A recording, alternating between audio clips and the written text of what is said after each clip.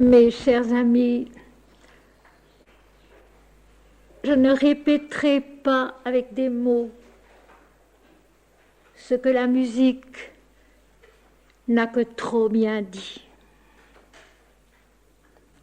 Et sans autre, nous allons reprendre notre texte de ce matin. Je relis, pour les personnes qui n'étaient pas présentes ce matin, le début du chapitre 3 de l'Évangile selon saint Jean, que j'ai intitulé « Le Christ intérieur ». Mais il y eut un homme d'entre les pharisiens nommé Nicodème, un chef des Juifs, qui vint, lui, auprès de Jésus, de nuit, et lui dit « Rabbi, nous savons que tu es un docteur venu de Dieu, car personne ne peut faire ces miracles que tu fais si Dieu n'est avec lui. » Jésus lui répondit « En vérité, je te le dis, si un homme ne naît de nouveau, il ne peut voir le royaume de Dieu. » Nicodème lui dit « Comment un homme peut-il naître quand il est vieux? Peut-il rentrer dans le sein de sa mère et naître ?» Jésus répondit « En vérité, je te le dis, si un homme ne naît d'eau et d'esprit, il ne peut entrer dans le royaume de Dieu. Ce qui est né de la chair est chair, et ce qui est né de l'esprit est esprit. Ne t'étonne pas que je t'ai dit, il faut que vous naissiez de nouveau. Le vent souffle où il veut, et tu en entends le bruit, mais tu ne sais d'où il vient ni où il va. Il en est ainsi de tout homme qui est né de l'esprit. » Nicodème lui dit « Comment cela peut-il se faire ?» Jésus répondit « Tu es le docteur d'Israël et tu ne sais pas ces choses ?» Je rappelle simplement ce que nous avons vu ce matin, c'est que la question de Nicodème, comment cela peut-il se faire? C'est précisément le commencement de notre renaissance d'eau et d'esprit, notre naissance intérieure à la présence du Christ en nous. Et voilà le verset 11 auquel nous nous étions arrêtés et que nous allons maintenant interroger ensemble cet après-midi. En vérité, je te le dis, nous disons ce que nous savons et nous rendons témoignage de ce que nous avons vu. Et vous ne recevez pas notre témoignage. Nous disons ce que nous savons et nous rendons témoignage de ce que nous avons vu. Dans tous les domaines, mes amis, c'est vrai, on ne peut parler avec vérité. On ne peut parler avec sagesse et compétence que de ce qu'on a vécu. Pour l'avoir travaillé longtemps, pour l'avoir interrogé longtemps en disant comment cela peut-il se faire? Comment cela peut-il être? Dans le domaine de la vie de l'esprit, dans le domaine de la vie religieuse, de la piété, peut-être plus qu'ailleurs, nous ne pouvons rien dire sans l'avoir vécu. Et c'est peut-être là le point stratégique douloureux de la vie de la foi sur la terre en l'homme. Il croit trop facilement qu'il sait. Il croit trop facilement qu'il a vécu. Il pense trop vite qu'il peut parler. Alors que là, beaucoup plus qu'ailleurs, la plus grande discrétion, la plus grande humilité, qui dit je ne sais pas, la plus grande prudence, le plus grand silence sont indiscutablement nécessaires.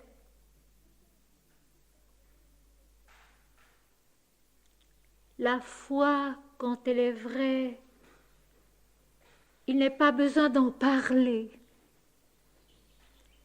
Elle se sent, elle se voit, elle fait son œuvre de la part de l'Esprit, de la part de Dieu. De toute façon, nous n'avons pas besoin de nous en inquiéter. La foi, la prière, la piété n'a pas besoin d'être défendue, n'a pas besoin d'être proclamée. La vérité n'a pas besoin d'être défendue. Elle est. Et elle se manifeste quand il est l'heure. Ce que Jésus dit là, et c'est émouvant de voir que tout d'un coup il parle au pluriel. En vérité, je te le dis. Du haut de l'esprit, dans la communion avec l'esprit, je te parle. Et puis il passe au pluriel. Nous disons ce que nous savons. Et nous rendons témoignage de ce que nous avons vu. Nous, oui, en effet. Tous les hommes, tous les êtres humains de toutes les époques,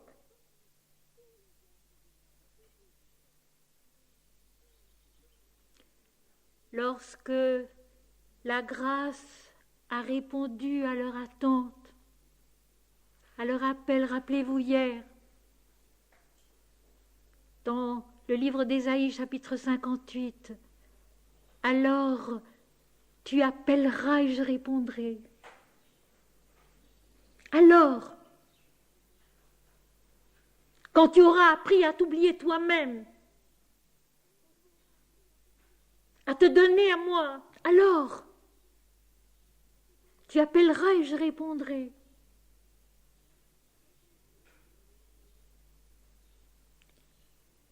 Nous recevons la réponse à notre appel profond, à notre attente essentielle, primordiale, qui est la base même de notre être et de notre vie. Et alors, si Dieu le veut, si Dieu met les mots sur notre bouche, nous pouvons dire ce que nous savons et rendre témoignage de ce que nous avons vu. Nous, la conscience incarnée dans un monde visible du haut de l'esprit, et incarnatus est Spiritus Sanctus. Nous, la conscience incarnée dans un monde visible, qui est une, qui est globale, qui est totale et indivisible. Et Jésus est en nous cette conscience.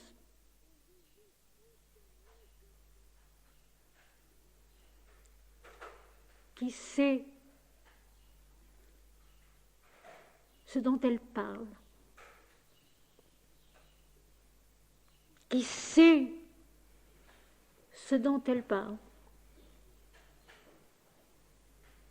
qui n'affabule pas, qui n'imagine pas, dans la perception dualiste, qui est impuissante à connaître Dieu dans sa vraie nature. Parce que Dieu est un.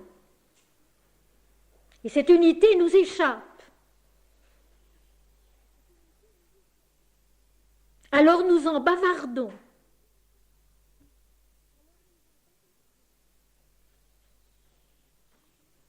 Nous disons ce que nous savons du haut de la communion divine, de la toute lumière indivisible de l'Esprit. En vérité, je te le dis, nous disons ce que nous savons. La lumière de l'Esprit est un fait, et non pas une idée, mais un fait qu'il faut avoir vécu, dont il faut avoir été frappé,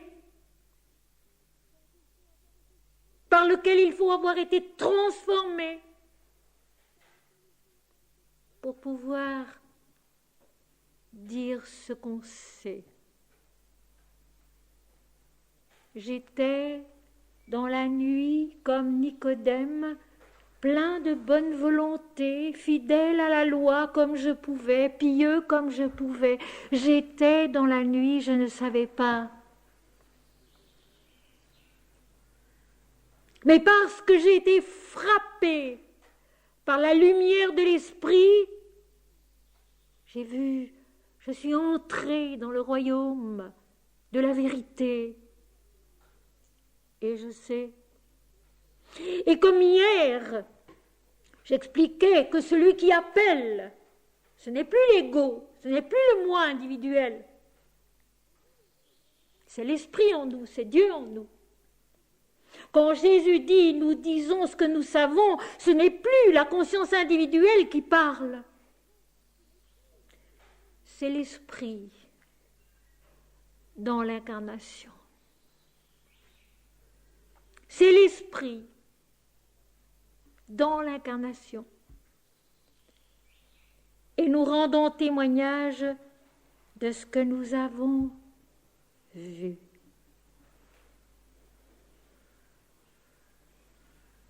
Mes amis, ce n'est pas voir quelque chose. Cela, je l'ai expliqué dans mon tout premier livre, quelques aspects d'une sadhana, et que j'ai nommé l'état de Brahman, l'état de l'absolu, l'état de la plénitude, qui n'est plus une vision, mais un être, un état. La conscience dans l'incarnation qui est redevenue le tout-esprit lumineux rend témoignage de ce qu'elle a vu.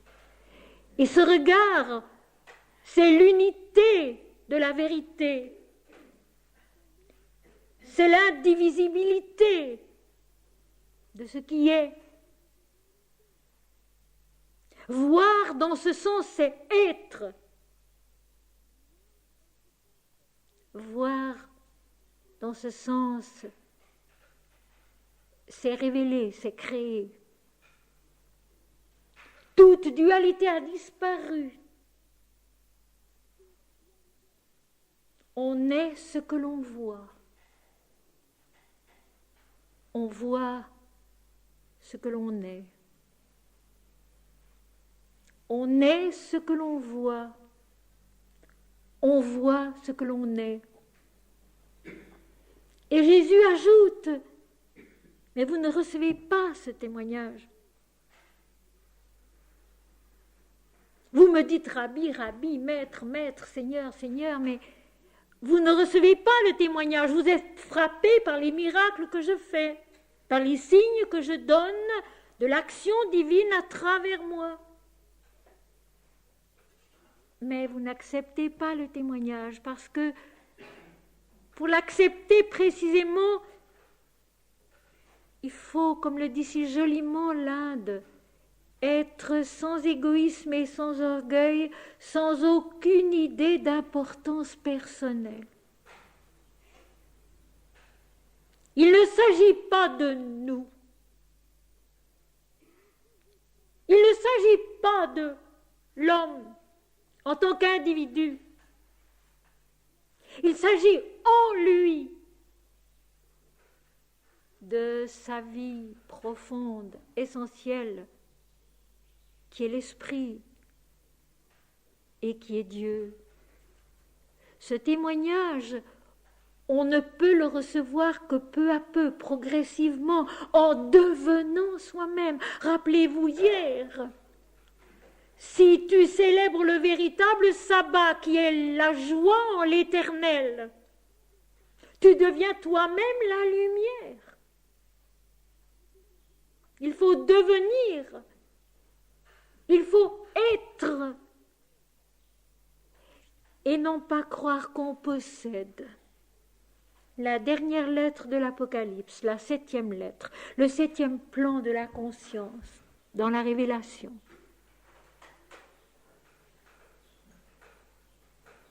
Il ne s'agit pas de posséder, il s'agit de naître à connaître. Il s'agit de devenir. Recevoir le témoignage, c'est accepter d'être dépouillé de beaucoup de vêtements successifs, comme le dit si joliment l'Inde,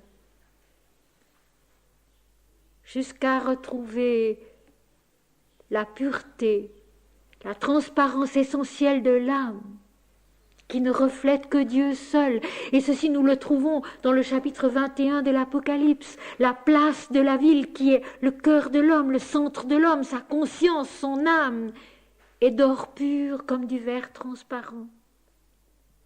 Dans l'homme transfiguré, la Jérusalem transfigurée, la conscience ne reflète plus que Dieu seul. D'une façon totalement impersonnelle et désintéressée. La vérité parle d'elle-même. Nous disons ce que nous savons et nous rendons témoignage de ce que nous avons vu.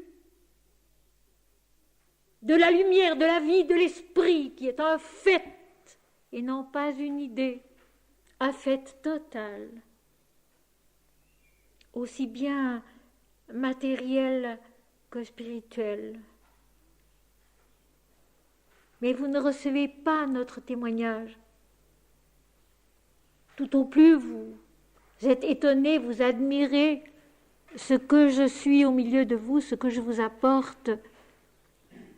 Mais vous ne comprenez pas qu'il s'agit de votre propre conscience dans son état réel, dans toute sa vérité, qui est le Christ et qui est Dieu.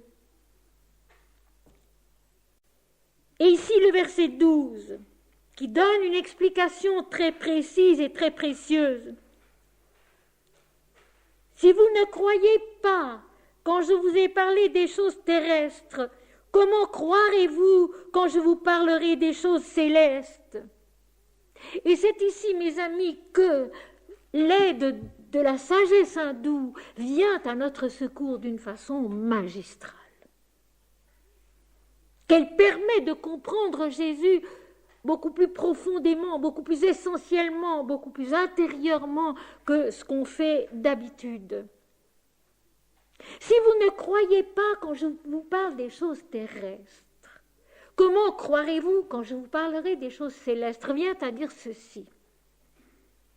Si vous ne vivez pas la loi, la vérité de l'Éternel, la révélation des prophètes, le cheminement des prophètes, sur les 5 plans inférieurs de la vie, les 4 premiers plans de la vie, comment pourrez-vous franchir les derniers, les plus hauts, ceux qui montent vers l'esprit? Si le physique n'est pas saint dans les deux sens, plein de santé et plein de sainteté,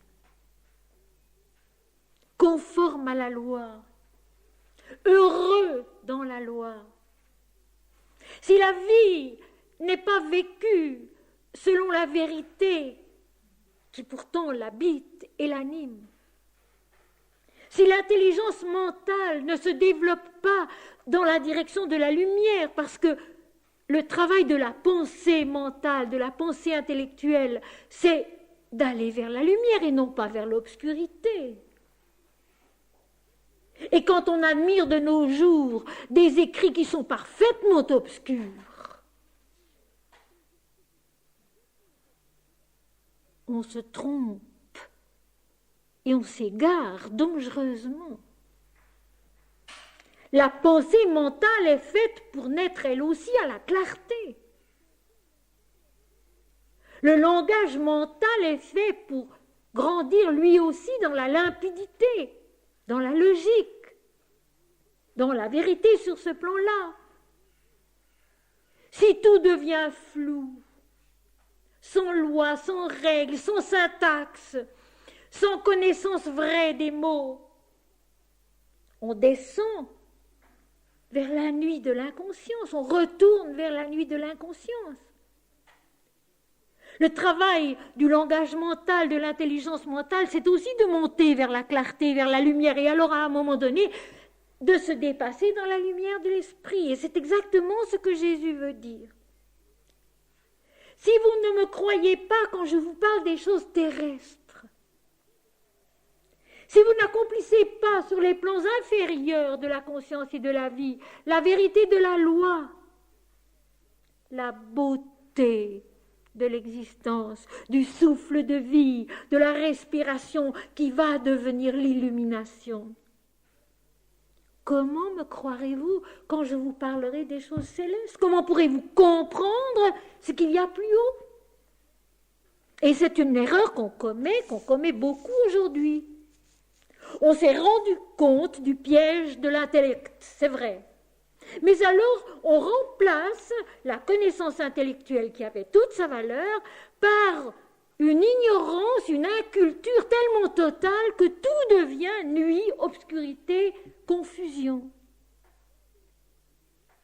On ne monte pas à la toute clarté de l'esprit sans avoir passé par la clarté des autres plans.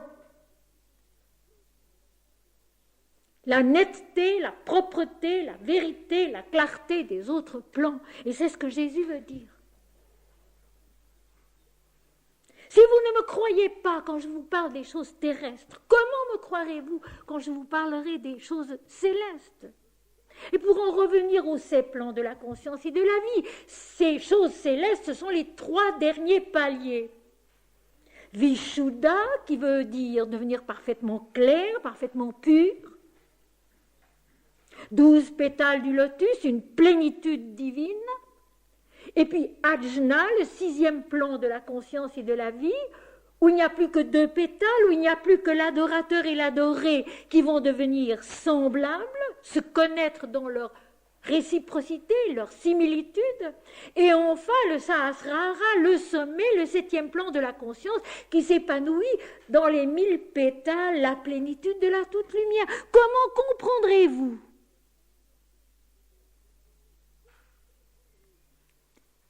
Si on ne connaît pas l'ABC, on n'apprendra jamais à lire, ni à écrire. Si on ne connaît pas les premières règles arithmétiques et les tables des multiplications, on n'apprendra jamais à compter plus haut. Il faut toute cette école de la vie, les choses terrestres, créées de façon parfaite par le Seigneur, pour être notre école de l'esprit. Rejeter la vie comme étant mauvaise est aussi faux que de faire de la vie terrestre le seul but de l'existence. Il y a tout. Et c'est seulement quand il y a tout, que la vie est vraiment belle, que la vie est vraiment bonne et qu'elle nous conduit sur le chemin promis. La promesse de l'Éternel est tellement émouvante tout au long de l'Ancien Testament. La promesse de l'Éternel faite dès le commencement à Abraham. Cette promesse qui paraît exagérée. Cette promesse immense de l'Éternel. Je te bénirai, toi et les tiens, de génération en génération. Tu seras comme le sable de la mer, infiniment nombreux. Abraham n'aura qu'un fils à l'âge de 100 ans. Et pourtant, c'est vrai. Et pourtant, c'est vrai. Les choses terrestres, vécues avec la simplicité de l'amour, Manandamayi dirait sans aucune négligence, sans aucun oubli, et ceci est très important, la négligence, le laisser-aller, le désordre sont des chemins qui vont à l'inverse de l'esprit. La propreté, la précision, le soin sont des atouts, des armes qui conduisent à l'esprit. À condition, ajoute la Bhagavad Gita, que toutes ces choses terrestres soient vécues, soient accomplies comme une offrande au Seigneur. Comme une offrande.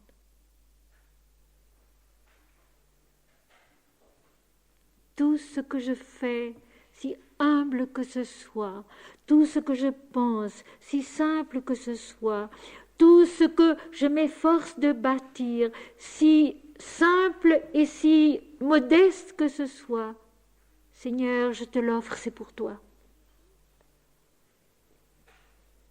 Je pense à Jean-Sébastien Bach, qui mettait en tête de chacune de ses partitions in gloria Dei, à la gloire de Dieu.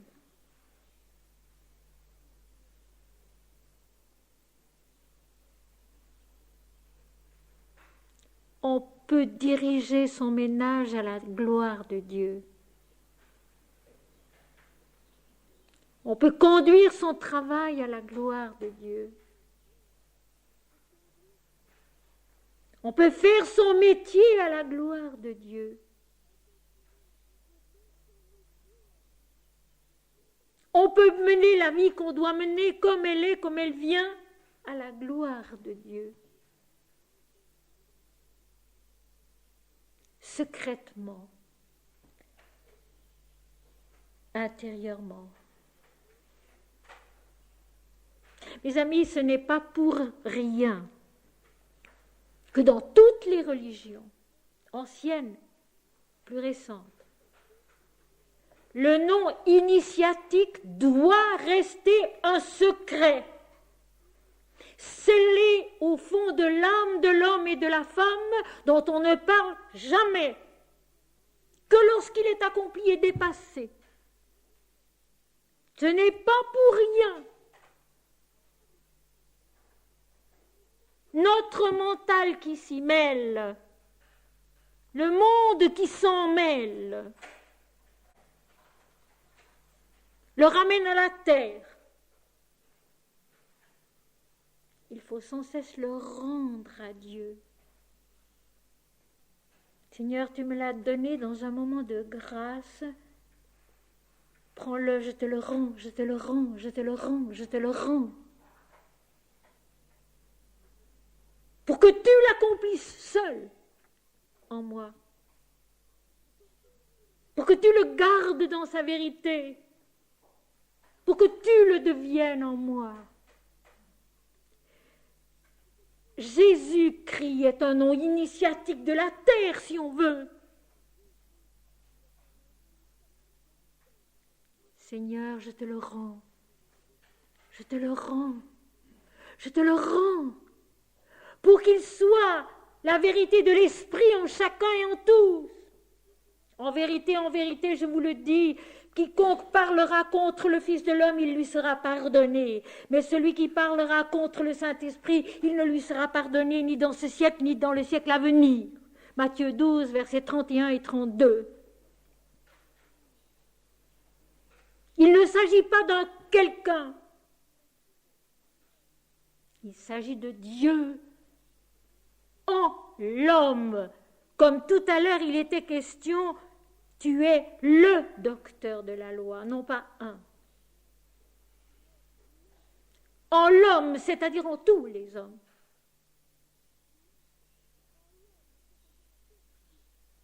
Respecter, accomplir la vie sur les plans terrestres, sur les 4 premiers plans de la conscience et de la vie, pour être capable un jour de monter plus haut et de franchir les 3 derniers paliers. Vishuddha Ajna Sahasrara. La parfaite clarté de la pensée, de la conscience, qui sont nourris de la lumière de l'esprit et qui deviennent la lumière de l'esprit. Cela, nous l'avons vu hier dans le texte d'Ésaïe. Tu deviens le midi, tu deviens éclatant comme le jour du midi. Tes ténèbres seront le jour de midi. Tu deviens, tu es.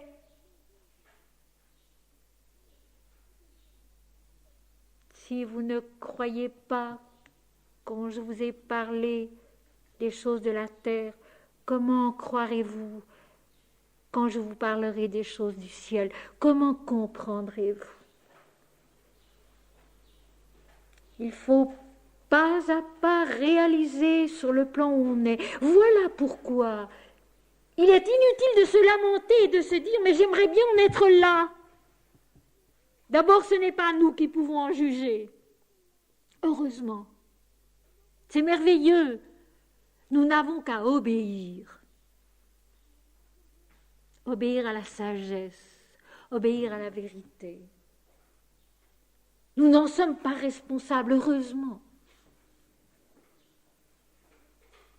Aditi, l'inconditionné, la mère divine à son sommet de toute conscience indivisible en Brahman l'absolu. Et ce chemin que nous ne pouvons pas trahir, fausser, elle est immuablement indifférenciée. Ce chemin par lequel nous pouvons remonter à l'absolu, le Christ aussi. C'est dans ce sens qu'il dit « Nul ne vient au Père que par moi ». Il faut se rappeler du chapitre 12 de Matthieu, verset 31. Celui qui parle contre le Fils de l'homme, il lui sera pardonné. Ainsi, lorsque Jésus dit « Nul ne vient au Père que par moi », il ne veut pas dire par ma personne. Mais parce que je suis en vérité tout en haut, un avec le Père.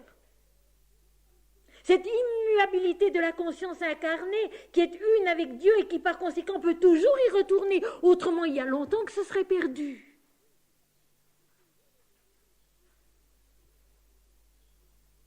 Il y a longtemps que ça serait perdu. S'il n'y avait pas cette soudure indestructible et immuable entre le Père et le Fils, entre l'absolu et la Mère divine, qui sont en nous, ce sommet de la conscience qui ne peut pas renier l'esprit sans se détruire soi-même. Le péché contre le Saint-Esprit ne sera pardonné ni dans ce siècle ni dans le siècle à venir, c'est tellement clair. Il faut qu'il y ait ce chemin immuable, inaltérable. L'union de Christ et de Dieu, l'union de la Mère divine et de l'absolu. L'indifférencié auxquels nous ne pouvons pas toucher, mais que nous ne pouvons pas non plus atteindre sans avoir respecté toute la vie. Et c'est ça qui est tellement beau. Sans avoir respecté toute la vie. Écoutez le Christ quand il parle des choses terrestres. Et alors devenir capable, parce que nous avons l'expérience juste des choses terrestres, devenir capable aussi de nous élever vers la compréhension des choses célestes.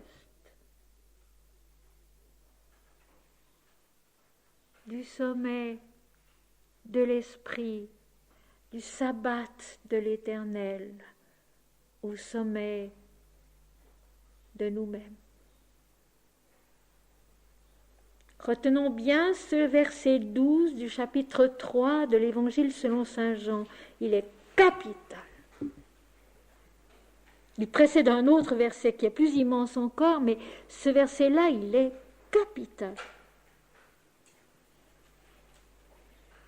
Respecter les plans inférieurs de la vie terrestre dans toute leur beauté, dans toute leur plénitude, dans toute leur complexité, dans toute leur valeur, pour être capable de monter plus haut.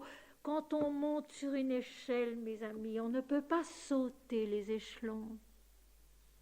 Il faut prendre un échelon après l'autre, sinon on tombe.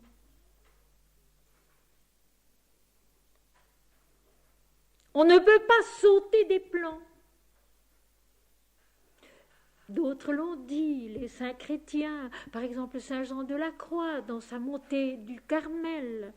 « Ô l'heureux sort, dit l'âme, je sortis sans être vue, alors que ma demeure était déjà en paix. » En ordre. Il faut que notre conscience, il faut que notre vie soit en ordre. Pour qu'on puisse la laisser, l'abandonner, pour partir sans être vu dans la nuit de l'ignorance et rencontrer la lumière.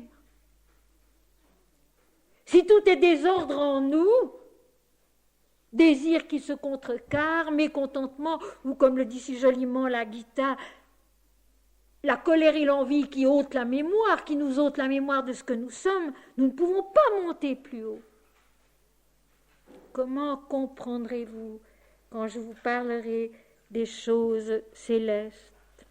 Et maintenant, ce verset 13 qui est le sommet de ce passage et que nous allons essayer de bien comprendre. Personne n'est monté au ciel, si ce n'est celui qui est descendu du ciel, le Fils de l'homme qui est dans le ciel. On croirait lire un hymne védique, c'est tout à fait ça.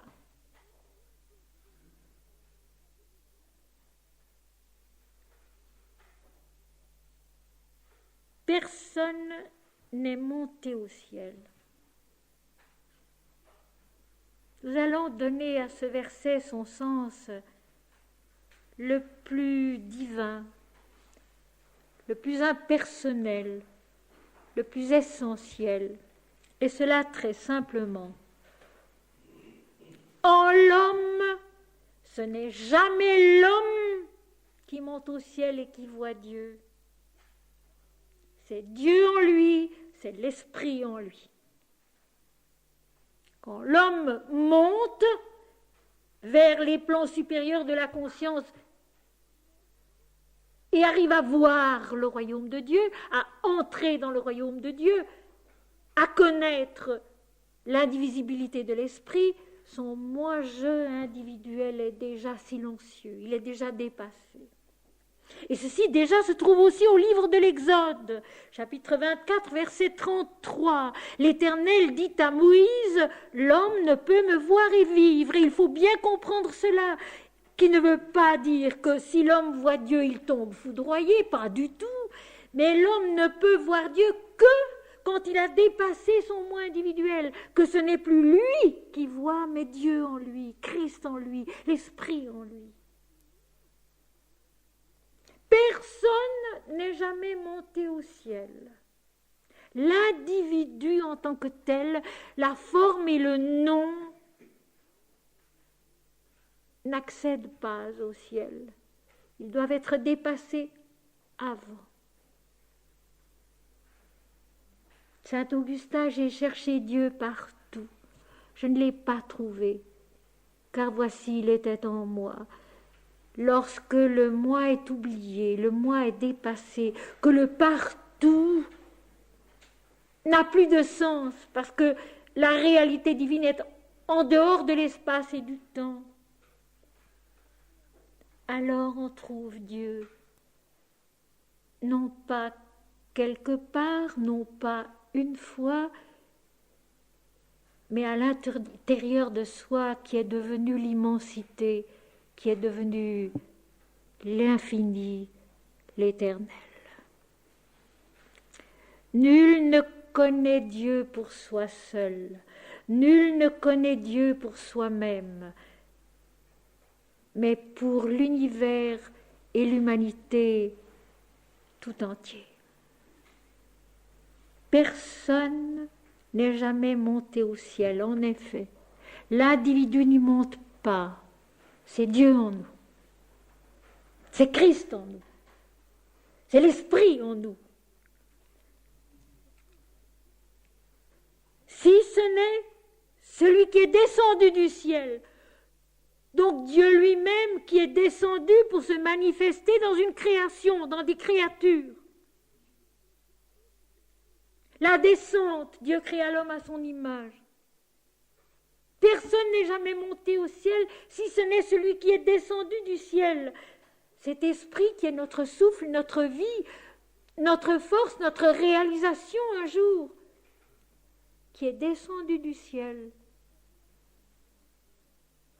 Et alors la fin de la phrase qui est surprenante si vous voulez, mais tellement belle, le Fils de l'homme qui est dans le ciel, qui demeure dans le ciel, qui n'en sort jamais. Et nous trouvons cela chez les hindous aussi. Surya, le dieu soleil, qui est à la fois le Père et le Fils, immuablement, qui se présente comme une personne devant la princesse Kunti pour se révéler à elle, pour enfanter la vérité divine en elle, mais qui en même temps demeure l'immuable soleil qui illumine toute la terre et toutes les âmes. À la fois le Père et le Fils de l'homme qui est dans le ciel. Je vais reprendre parce que ça n'est pas simple, mais c'est toute la vérité en une phrase. Le chemin de la descente, le chemin de la remontée et l'immuabilité au-delà. Personne n'est jamais monté au ciel, aucun individu ne monte au ciel, et il n'existe pas d'éternité individuelle. J'ai dit une fois comme une boutade, mais c'est vrai, la seule gloire de l'homme, c'est l'anonymat de l'éternité.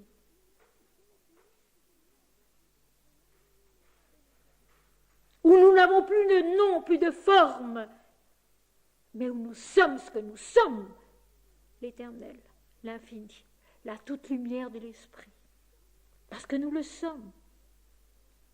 Oh, si on pouvait donner cela au peuple, leur dire, mais pourquoi vous battez-vous? Mais pourquoi vous disputez-vous? Tout est à chacun. Cherchez en vous-même toute la richesse, toute la joie, tout le bonheur, ils sont là. Que cherchez-vous en vous mutilant, en vous torturant les uns les autres, en vous combattant les uns les autres? Que cherchez-vous? Tout est en vous. Il n'y a pas de nation supérieure à une autre. Il n'y a pas de plus grand et de plus petit. J'irai plus loin, mes amis, je sais que ce n'est pas compréhensible, mais je vais vous le donner quand même. Nul ne parvient à la plénitude de l'esprit avant les autres, au-dessus des autres, ou au-dessous des autres, ou après les autres. Ceci se passe hors du temps. Et quand l'homme connaît l'esprit, il sait que tout est un, que tout est l'esprit, que tout est Dieu, que le temps n'existe pas, que l'espace n'existe pas et que l'immensité de la création est en lui.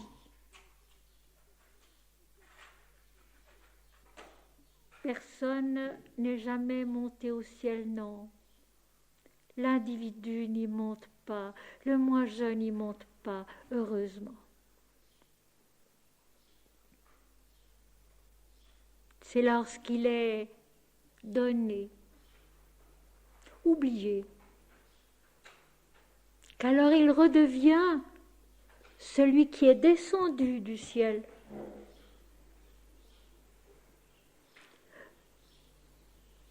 Ce pain de Dieu qui est descendu du ciel pour donner la vie au monde, ceci est dans le chapitre 6 de l'Évangile selon saint Jean, qui est un évangile absolument fabuleux. Il est redevenu celui qui est descendu du ciel pour se manifester, pour se révéler dans une vie créée, dans une création, dans des créatures. Et qui est en même temps l'immuable, le Fils de l'homme, l'envoyé, qui est dans le ciel. À la fois dans l'infini radieux de la toute-conscience de l'esprit et dans la manifestation sur terre d'un nom et d'une forme. Mes amis, quand Jésus parle ainsi, il ne parle pas de lui-même. Il parle de l'humanité. Il parle du monde. Dieu en l'homme, Dieu dans la création. La réalité immuable et suprême, où tout est un, où tout est Dieu, de manière totalement indifférenciée. Et puis, toujours intacte, toujours neuve. Quelque chose à quoi nous ne pouvons jamais toucher. Quelque chose que nous pouvons ignorer, bien sûr, mais que nous ne pouvons pas altérer. C'est merveilleux. L'esprit, le souffle de vie, la respiration qui est en même temps l'illumination de la vérité. Dieu en nous, le Christ en nous, le Christ intérieur. Ensuite, Jésus dit, et comme Moïse éleva le serpent dans le désert, il faut de même que le Fils de l'homme soit élevé. Je rappelle que le Fils de l'homme, ce Fils de l'homme dont il est question dans l'Ancien Testament et dans le Nouveau Testament, c'est une expression de la Bible qui veut dire l'envoyé de Dieu. Moïse dans le désert, c'est le commencement de la libération hors du moi individuel. Lorsque Moïse est chargé par l'Éternel Dieu de libérer le peuple du pays d'Égypte de sa servitude. Et c'est le commencement de la libération de la servitude du moi individuel dont la nature humaine doit apprendre à sortir. Elle marchera pendant 40 ans au travers du désert. C'est la longue marche difficile dans l'incompréhension, dans l'inconscience, où la vie elle-même, parce qu'elle est faite comme elle est, nous conduit à réaliser un jour qu'il s'agit de dépasser l'égoïsme et l'orgueil.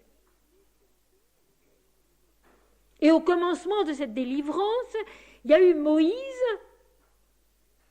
qui, sur l'ordre de l'Éternel, jette son bâton par terre ou jette son bâton en l'air devant Pharaon, et son bâton devient un serpent, devient la vie.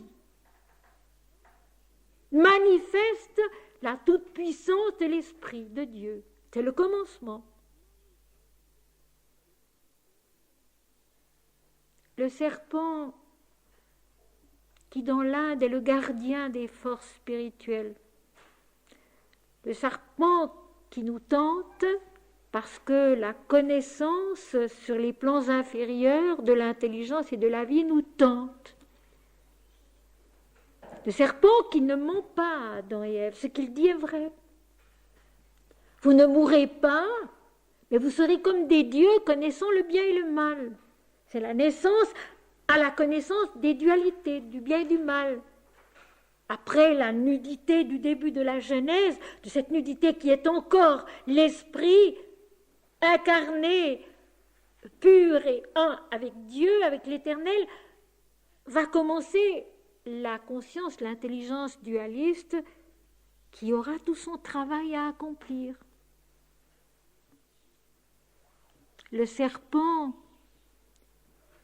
possède les connaissances spirituelles, il les garde dans l'Inde, il y a même une légende qui le raconte cela. Mais s'il manifeste la vie, la puissance de l'Éternel,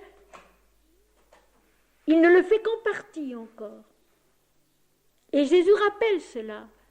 Il rappelle que le commencement de la libération de l'ego, le commencement de la montée vers Dieu, c'est le serpent de Moïse, le bâton devenu serpent, la manifestation de la vie dans la chose. Il faut de même que le Fils de l'homme soit élevé. Nous avons à apprendre à voir la vie dans les choses. Et puis, nous avons à nous élever dans la vie spirituelle avec le Christ, qui va être élevé en effet jusqu'à la gloire du ressuscité, jusqu'à la gloire de celui qui n'est pas mort, mais qui vit au siècle des siècles, comme il le dira dans l'Apocalypse. Tout ce chemin doit se faire en nous, et non pas hors de nous, et non pas devant nous.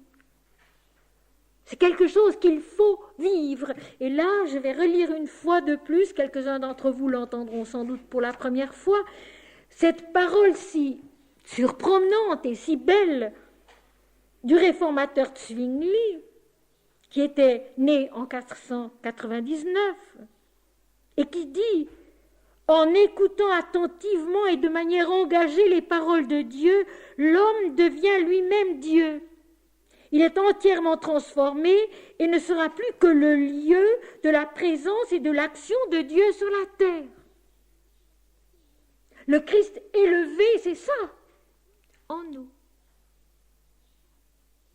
À travers cette mort à soi, cette renaissance d'eau et d'esprit, cette deuxième naissance d'eau et d'esprit qui nous fait connaître Dieu en nous-mêmes. En écoutant attentivement et de manière engagée les paroles de Dieu, l'homme devient lui-même Dieu, il est entièrement transformé et ne sera plus que le lieu de la présence et de l'action de Dieu sur la terre. Un être totalement impersonnel, un chant de Dieu. Mais il faut que le Fils de l'homme, l'envoyé en nous, soit élevé vers toute sa vérité, au-delà de toute notion de moi individuelle, afin que quiconque croit en lui ait la vie éternelle, parce que la vérité du Christ, c'est la vie éternelle. La vérité du Christ, c'est la vie éternelle en nous. Car Dieu a tant aimé le monde qu'il a donné son Fils unique, afin que quiconque croit en lui ne périsse point, mais qu'il ait la vie éternelle. Je rejoins à cette parole celle de l'apôtre Paul. Colossiens 1, versets 14 et suivants. Christ est l'image du Dieu invisible, le premier-né de toute la création, celui en qui, par qui, pour qui, toutes choses ont été créées et subsistent, trône, dignité, action. Il ne s'agit pas non plus ici d'un don individuel et momentané. La plus grande vérité vérité du monde et de la vie, c'est l'amour de Dieu, sans lequel rien ne serait.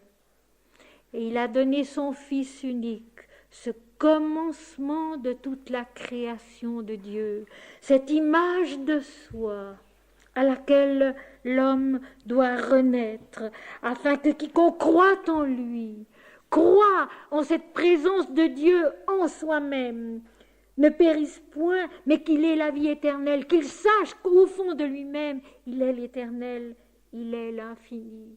C'est ce que nous sommes. Mais nous ne le savons pas, nous l'oublions, il faut y renaître, la naissance d'eau et d'esprit. Dieu, en effet, n'a pas envoyé son Fils dans le monde pour qu'il juge le monde, mais pour que le monde soit sauvé par lui. Juger, c'est garder dans la dualité. Juger, c'est garder dans la division, dans l'opposition des choses contraires.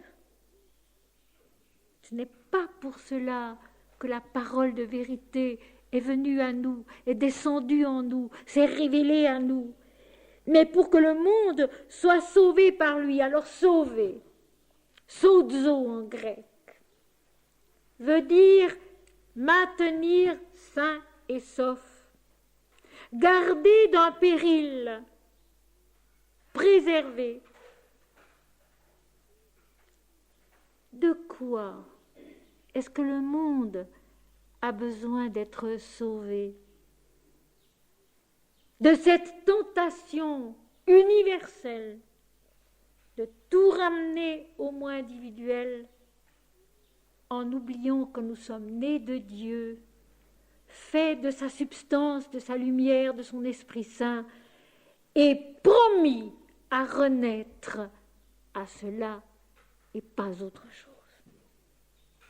La tentation, la perte du monde, c'est d'oublier que nous sommes tous un seul et le même, nés de l'éternel Dieu qui est un seul et le même, et que notre destin bienheureux, c'est de connaître cela, que nous sommes un, que nous sommes tout. Sauver, garder sain et sauf, garder intact, semblable à l'origine. Car Dieu a tant aimé le monde qu'il a créé la vie pour que soit la connaissance, la renaissance à Dieu, qu'il a donné la manifestation. Et en effet, il n'a pas envoyé son Fils dans le monde pour qu'il juge le monde, pour qu'il le divise en bon et en méchant, mais pour qu'il tranche en eux la division de la dualité et l'enfante à la plénitude de l'unité. Celui qui croit en lui, et il faut quand même que je vous le rappelle aussi ceci, Jean chapitre 12, versets 44 et suivants. Or Jésus s'était écrié, celui qui croit en moi croit non pas en moi, mais en celui qui m'a envoyé. Celui qui me voit, voit non pas moi, mais celui qui m'a envoyé. Celui qui me rejette et qui ne reçoit pas mes paroles a son juge. Ce n'est pas moi qui le juge. La parole que j'ai annoncée, c'est elle qui le jugera. Le jugement de Dieu, c'est ce que nous sommes. Ce n'est pas un partage arbitraire, c'est toujours intérieur. Le jugement de Dieu, c'est ce que nous sommes. Celui qui croit en moi, celui qui croit en Jésus comme étant Dieu lui-même, n'est point jugé parce qu'il vit déjà dans l'unité. Et dans l'unité, il n'y a plus de jugement, il y a la plénitude. Celui qui croit en moi n'est point jugé parce qu'il vit dans l'unité. Mais celui qui ne croit pas en moi est jugé parce qu'il n'a pas cru au nom du Fils unique de Dieu. Il n'a pas cru à l'unité, il est encore dans la division des dualités. Tout ceci n'a rien à voir avec une personne, mais avec un état d'esprit intérieur. Celui qui chante Dieu, qui voit Dieu dans la vie et partout, qui chante le nom de Jésus en sachant qu'il est Dieu, qu'il est l'éternel Dieu et non pas quelqu'un. Celui-là, il est au-delà de tout jugement en lui-même déjà, parce qu'il est dans l'unité et plus rien ne lui appartient, sauf Dieu. Celui, par contre, qui ne croit pas, qui vit encore dans la division des dualités, il est jugé, il est dans la dualité, il n'est pas dans l'unité, il n'a pas cru.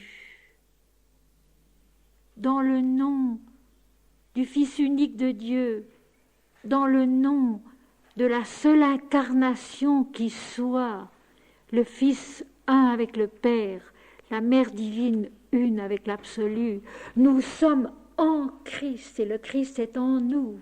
Nous sommes en la Mère divine et la Mère divine est en nous.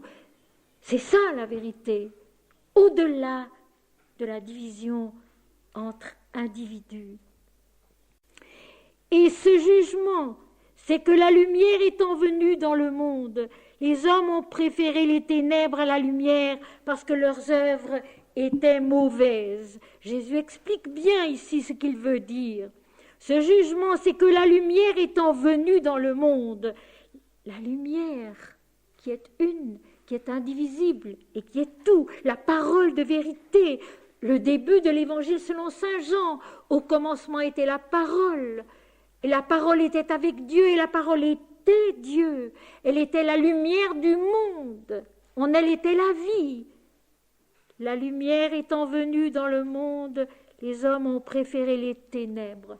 La lumière de l'unité, de l'Esprit Saint, où tout est un, où tout est Dieu, étant venue dans le monde, les hommes ont préféré la division dans les dualités. Ils ont préféré les ténèbres parce que leurs œuvres étaient mauvaises. Et mauvaises dans quel sens? Dans le sens où nous avons vu tous ces derniers temps le sens du mot méchant, du verbe méchoir, qui veut dire mal tomber. Tomber de l'unité avec l'esprit dans la division de la multiplicité, de la dualité. Les œuvres mauvaises, ce n'est pas forcément ce que nous jugeons mauvais. Les œuvres mauvaises, ce sont les œuvres qui sont accomplies uniquement dans la perception de la dualité, en oubliant que tout est un et que tout est Dieu. La Bhagavad Gita dit cela d'une autre façon. Tant que les œuvres ne sont pas accomplies comme une offrande, toutes les œuvres, elles doivent recommencer interminablement parce que l'homme ne naît pas une seconde fois. Il ne naît pas d'eau et d'esprit. Mais quand les œuvres sont faites comme une offrande, alors l'homme naît d'eau et d'esprit et il redevient la plénitude de l'esprit. Et les œuvres mauvaises de l'homme, ce ne sont pas celles que nous jugeons mauvaises. Ce sont nos œuvres à nous tous, quand nous les centrons sur notre moi individuel seulement. Voilà pourquoi la petite prière que je répète si souvent est tellement précieuse. Non pas moi, Seigneur, mais toi, toi seul. Non pas moi, Seigneur, mais toi, toi seul. Mauvais à comprendre comme le méchant, méchéant, mal tombé, tombé de l'unité de l'esprit, de l'unité originelle, dans l'irréductible dualité de l'individualité. Car quiconque fait le mal est la lumière, et ne vient point à la lumière, de peur que ses œuvres ne soient dévoilées. Quiconque fait le mal, le seul mal qui soit dans la bouche de Jésus, c'est l'oubli de Dieu. Exactement comme hier dans le livre d'Ésaïe. Le seul mal qui soit, c'est l'oubli de Dieu. Et ce mal est grand. Mes amis, rien, absolument rien, ne remplace ici-bas dans la vie la valeur de la prière quand celle-ci est perdue, oubliée. Vivre sans prière, à la limite, c'est ne pas vivre. Rien, absolument rien ne remplace ici-bas la valeur de la prière, de la louange, du chant de Dieu, du souvenir de Dieu comme un filet d'huile qui coule d'un vase dans un autre, ainsi que le disait Swami Vivekananda, le disciple de Sri Ramakrishna. Rien ne remplace la prière. Et le monde qu'il a perdu en grande partie actuellement en souffre insondablement. Pas de la prière qui demande ceci, qui demande cela, mais de la prière d'adoration, de la prière de louange, du souvenir de Dieu par le chant de son nom. Mon Seigneur et mon Dieu, notre Père qui es aux cieux, toi et toi seul. Rien, absolument rien, ne remplace dans une vie d'homme, dans la vie d'une nation, la prière quand celle-ci est perdue ou qu'elle est devenue totalement égoïste, c'est-à-dire centrée sur soi-même et non pas sur Dieu. N'oublions pas que Jésus lui-même, quand il enseigne à prier à ses disciples, commence par dire notre Père qui est aux cieux, donc tout en haut. Centrer notre esprit tout en haut. Notre Père qui es aux cieux, que ton nom soit sanctifié, que ton règne vienne, que ta volonté soit faite sur la terre comme au ciel, sur tous les plans de l'existence et de la vie, de la conscience. Dieu. Dieu partout. Dieu en tout. Avec une confiance joyeuse, avec une sérénité heureuse, avec une patience silencieuse, mais Dieu, Dieu en tout, Dieu partout, ramener tout à Dieu, offrir tout à Dieu, les peines, les joies, les soucis, les espérances, Dieu, toi seul. Toi qui seul es, toi qui seul sais, toi qui seul fais. Les œuvres mauvaises, le mal, ce sont les œuvres de l'oubli de Dieu. Ce verbe haïr qu'on retrouve si souvent dans la bouche de Jésus veut dire rejeter avec violence, fuir. Car quiconque fait le mal, quiconque oublie Dieu, fuit la lumière. Parce que la lumière lui rappelle Dieu. Il ne vient point à la lumière. C'est donc bien vrai, mes amis, que notre destin ici-bas, c'est de regarder à la lumière et d'aller à la lumière, de monter vers la lumière. La lumière de la vie, la lumière de l'intelligence, la lumière du cœur, la lumière de l'âme, la lumière de l'esprit, c'est donc bien vrai. Fuis, hais la lumière et ne viens point à la lumière. Il faut aller à la lumière, il faut venir à la lumière. De peur que ses œuvres ne soient dévoilées, de peur que son moi individuel perde sa prédominance, sa préséance. Celui qui voudra sauver sa vie la perdra. Et celui qui la perdra à cause de moi sera sauvé. Celui qui s'oubliera lui-même pour Dieu connaîtra l'éternité en lui-même dès ici-bas. Connaîtra l'éternité en lui-même dès ici-bas. Cela n'a aucune importance que nous soyons sur la terre ou ailleurs, ou pas du tout. Nous sommes l'éternité, la lumière de l'éternité. Mais celui qui agit selon la vérité vient à la lumière, afin que ses œuvres soient manifestées parce qu'elles sont faites en Dieu. Et là, c'est le chapitre 6 de la Bhagavad Gita qui apporte la clarté parfaite sur ce verset. Tout d'abord, le yogin, c'est-à-dire le religieux, parce que le yogin, c'est le religieux. Yoga a une racine commune avec le verbe jungere, latin, qui veut dire joindre, unir, lier ensemble. Et religion vient de religare, en latin, qui veut dire aussi lier ensemble, joindre, unir. celui qui fait les œuvres de la vérité, c'est-à-dire de l'unité, parce que la vérité, c'est l'unité, ce n'est pas la division. Quand il y a division, il n'y a plus de vie, et nous le savons bien, nous le voyons bien. Dans un foyer divisé, il n'y a pas vraiment la vie, il y a un combat pour survivre, mais il n'y a pas vraiment la vie qui crée, qui prospère, qui se développe, qui s'épanouit. Dans un pays divisé, il en va de même.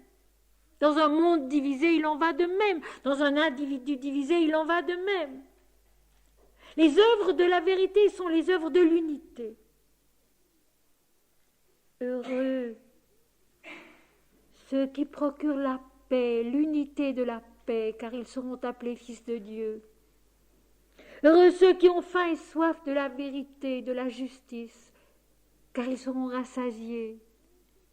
Ceux dont les œuvres sont celles de la vérité viennent à la lumière, montent dans la lumière de l'esprit, vers cette naissance d'eau et d'esprit, cette deuxième naissance qui nous enfante à notre plénitude, qui est la lumière de l'esprit, afin que ces œuvres soient manifestées, parce que ces œuvres sont devenues les œuvres de Dieu.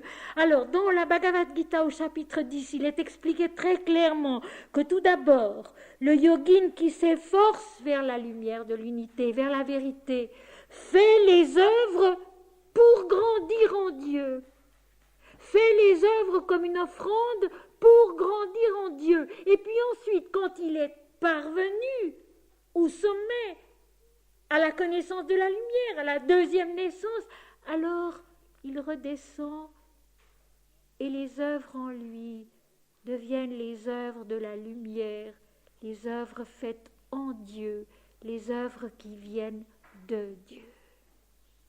C'est l'admirable explication qu'il faut donner de ce verset 21 du chapitre 3 de l'Évangile selon saint Jean. D'abord, les œuvres sont laides.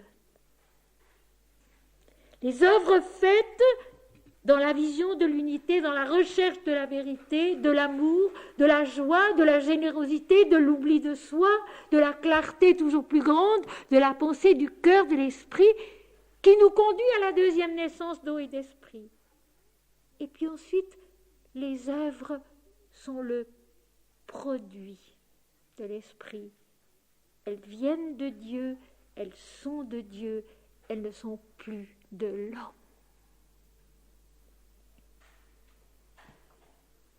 Personne n'est monté au ciel, si ce n'est celui qui est descendu du ciel, le Fils de l'homme qui est dans le ciel. Ce qui monte au ciel, ce sont les œuvres de la vérité, ce n'est pas l'individu. Ce qui monte au ciel, ce sont les œuvres de la vérité, de la lumière, de l'unité, qui sont à tous, qui sont en tous. Et quand la plénitude de la vérité, de la lumière est atteinte, alors la redescente produit les œuvres qui viennent de Dieu, de l'Esprit, et qui sont en Dieu, en l'Esprit. Mes amis, ce début du chapitre 3 de l'Évangile selon saint Jean, c'est tout notre destin véritable en 21 versets. L'homme né de Dieu, Christ lui-même en lui, appelé à se connaître en naissant d'eau et d'esprit, appelé à se manifester sur la terre par les œuvres de l'esprit. Non pas moi, Seigneur, mais toi, toi seul. Non pas moi, Seigneur, mais toi, toi seul. Que ta volonté soit faite sur la terre comme au ciel, sur tous les plans de la conscience et de la vie, à chaque instant, à chaque pas.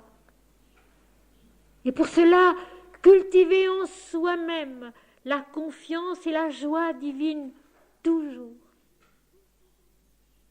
le courage et l'audace de l'âme. Toujours, pour résumer le tout de cette parole de Sri Aurobindo, gardez les yeux toujours tournés vers la lumière. Gardez les yeux toujours tournés vers la lumière. Et la lumière est à l'intérieur de nous.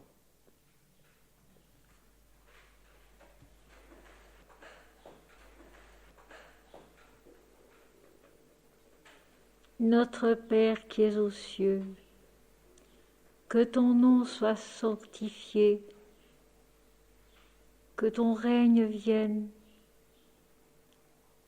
que ta volonté soit faite sur la terre comme au ciel. Donne-nous aujourd'hui notre pain quotidien. Pardonne-nous nos fautes comme nous les pardonnons à ceux qui nous ont offensés. Ne nous laisse pas tomber dans la tentation, mais délivre-nous du mal.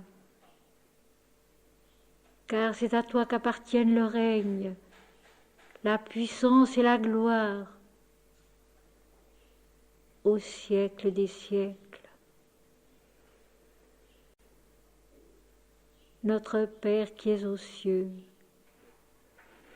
que ton nom soit sanctifié,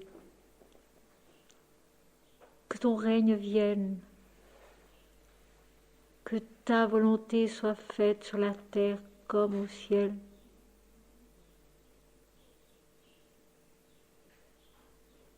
Personne n'est jamais monté au ciel, si ce n'est celui qui est descendu du ciel, le Fils de l'homme qui est dans le ciel.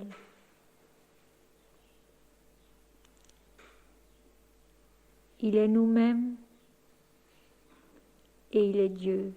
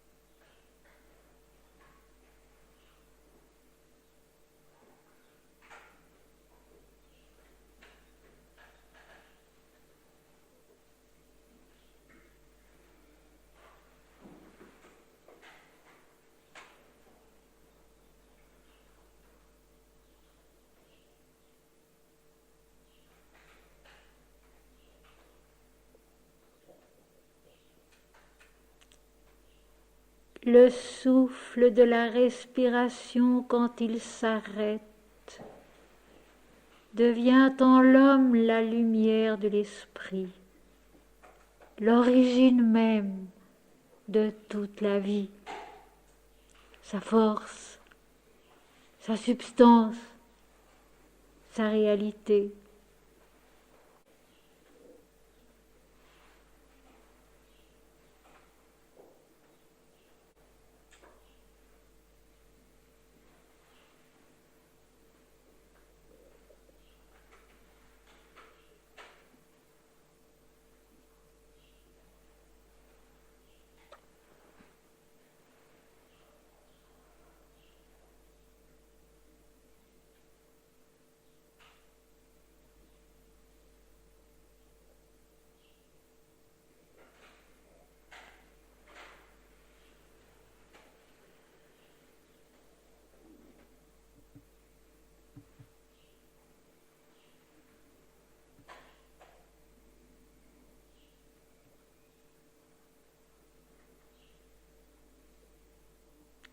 Diviser n'est pas Dieu, unir est Dieu. Diviser n'est pas Jésus-Christ, unir est Jésus-Christ. Diviser n'est pas l'Esprit Saint. Unir est l'Esprit Saint.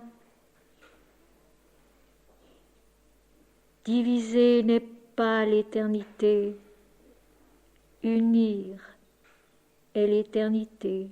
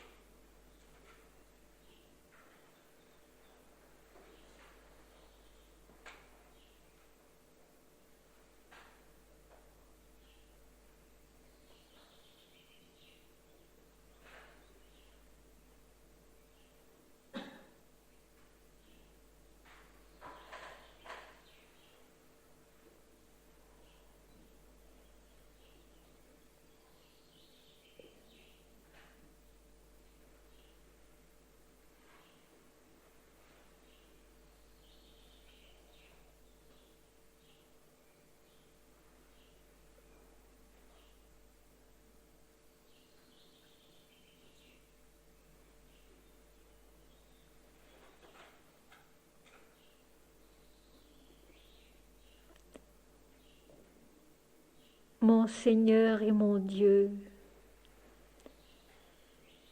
mon Seigneur et mon Dieu, mon Seigneur et mon Dieu,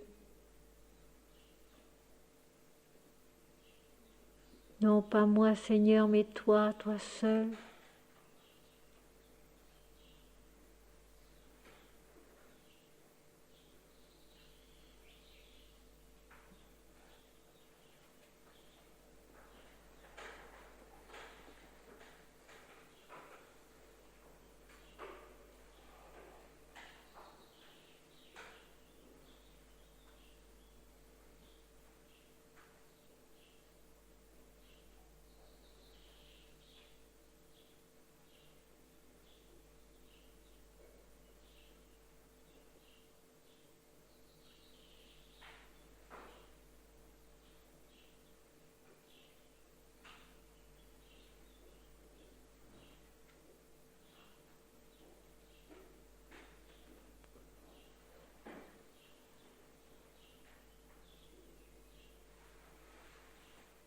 Gloire à Dieu dans les lieux très hauts.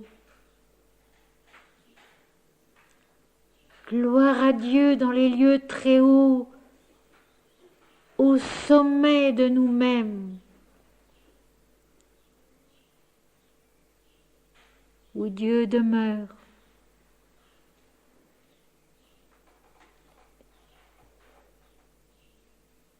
Où est l'esprit de vérité.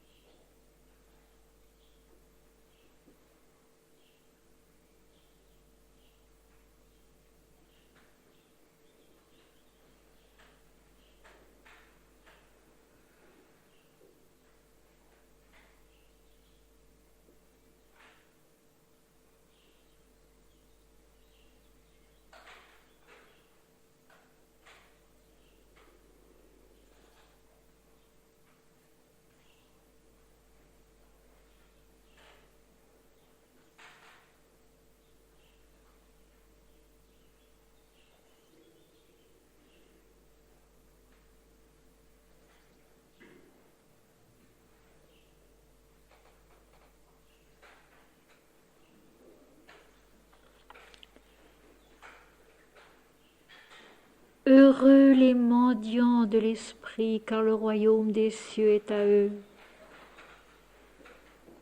Heureux les bons, les doux, car ils hériteront la terre. Heureux les affligés, car ils seront consolés. Heureux les miséricordieux, car ils obtiendront miséricorde. Heureux ceux qui ont faim et soif de la justice, de la vérité, car ils seront rassasiés. Heureux ceux qui procurent la paix, car ils seront appelés fils de Dieu. Heureux ceux qui ont le cœur pur, car ils verront Dieu. Ils verront Dieu en eux-mêmes. Ils verront Dieu dans le monde. Il y a tant de façons de voir Dieu.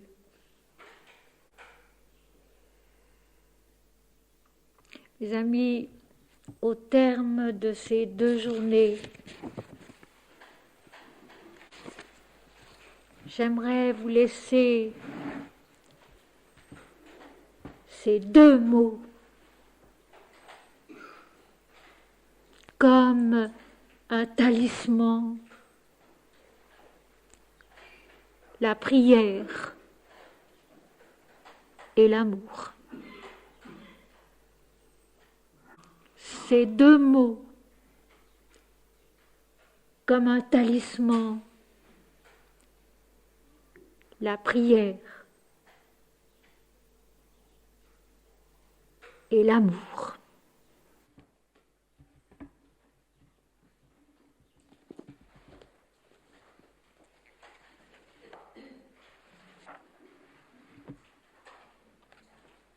Ô Seigneur, à tes pieds une chose, assez d'amour pour être toi, assez de joie pour être toi, et de beauté pour être toi, assez de vérité pour être toi. Je te vois, je t'écoute, comme un serment dans mon silence, comme un essaim d'amour s'abattant sur mon front. Et tes paroles sont le nectar de ma foi. Le seuil du porche est en prière, et j'y verse les eaux bues à ta source avec le vase de ma peine. Et j'y verse les eaux toutes bues à ta source comme une offrande à tes pieds d'or. Il n'y a qu'un chant sous le porche, un seul hymne sacré offert à ta grandeur. Et je voudrais être plus pure, car le tumulte de ma voix assourdit mes oreilles. Tu m'as donné d'ouïr pour que je m'attarde à ton chant. Et le chant de mon cœur m'inquiète bien plus. J'irai m'asseoir encore au bord clair de ta source. Et quand parlera le silence avec ma voix, je saurai que ma lèvre n'a remué que de ta bouche, et que c'est toi seul qui parlais. Ô Seigneur, à tes pieds, une chose, assez d'amour pour être toi, assez de joie pour être toi, et de beauté pour être toi, assez de vérité pour être toi. 2 mots. La prière et l'amour.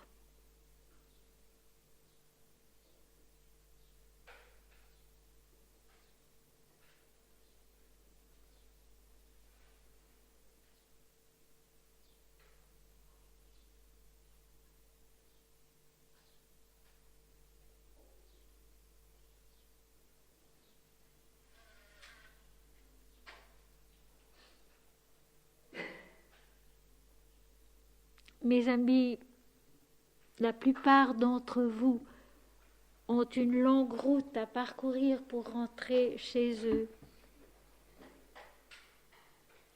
Je sais qu'un certain nombre voudraient me voir encore avant de partir. Un thé va être servi à tous. Le soleil est revenu. Vous pouvez en profiter encore. Je vais remonter dans ma chambre et essayer de recevoir encore tous ceux qui en ont besoin, je le sais.